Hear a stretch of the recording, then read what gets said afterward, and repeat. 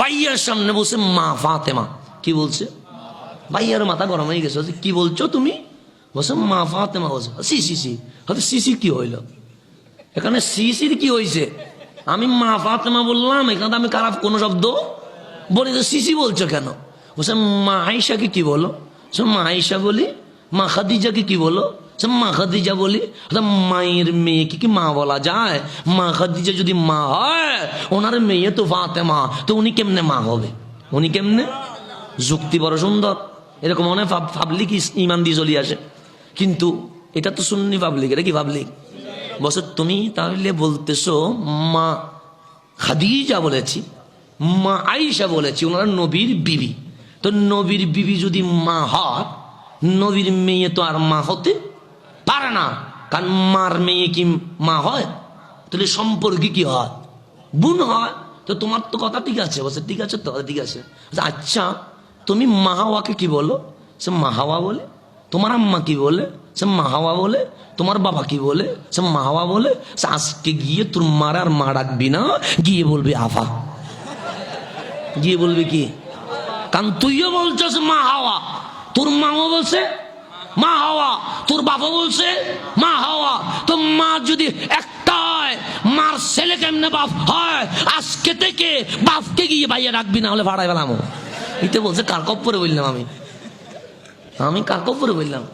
তো এইরকম অনেক যুক্তি দিয়ে তারা ইসলাম বোঝায়, কিন্তু আমরাও কি কোনো দিকে কম নেই, কিন্তু আমরা যুক্তি দেই না, আমরা মোহাব্বত দিই। আমরা কি দিই? মোহাব্বত দিতে। আমার মাও বলছে মা আয়েশা, আমিও বলছি, আমার বাবাও বলছে, তারে বলে কি আমার মা আমার বোন হয়ে যাবে? তুই তো কত বড় বেয়াদব, তুই তো কত, তো মা ফাতেমা কি তোর বোনের বয়সী, তো তুই কিরকম আবার একটা বসে আছিস? কত বড় বেয়াদব দেখছেন? নবীর পরিবার সম্মান করা ঈমানি দায়িত্ব, আর আপনি মা ফাতেমা বললে এটা চুলকানি শুরু হয়ে যায়। এই ফতোয়া যদি আনেন, আল্লাহও বুঝে না এরকম হলে কেমনে। মা হাজারা, আমরা বলছি মা হাজারা বলি নাই, মা আয়েশাও বলছে মা হাওয়া, মা খাদিজাও বলছে, আর আল্লাহ বলছেন নবীর বিবিগণকে তোমরা কি ডাকবে? মা ডাকবে। এটা কে বলছে?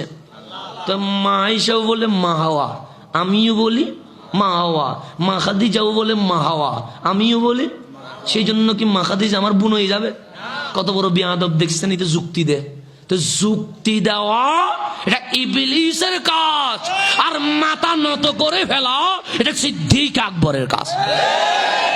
এগুলো বুঝতে হবে, এগুলো বুঝতে হবে। আপনাকে মাঝে মাঝে এরকম গুতাবে, তো আপনি ধরে এরে আমাদের কাছে নিয়ে আসবেন, বাকিটা আমরা ইনশাল্লাহ ঠিক করে দিব। আমরা কি করে দিব? আমাদের আবার লাঠি দিয়ে গুতাই না, আমরা তরবারি দিয়ে কোফাই না, আমরা পাথর মারি না, আমরা কিতাব দিয়ে দেখাই। কি দিয়ে? কিতাব দিয়ে। আমাদের কাজ হচ্ছে দলিল। আমাদের কাজ কি? দলিল। আমাদের শক্তি হচ্ছে দলিল, আমাদের পাওয়ার হচ্ছে দলিল। আমরা গোরামিকে পছন্দ করি না, আমরা ভালোবাসাকে পছন্দ করি।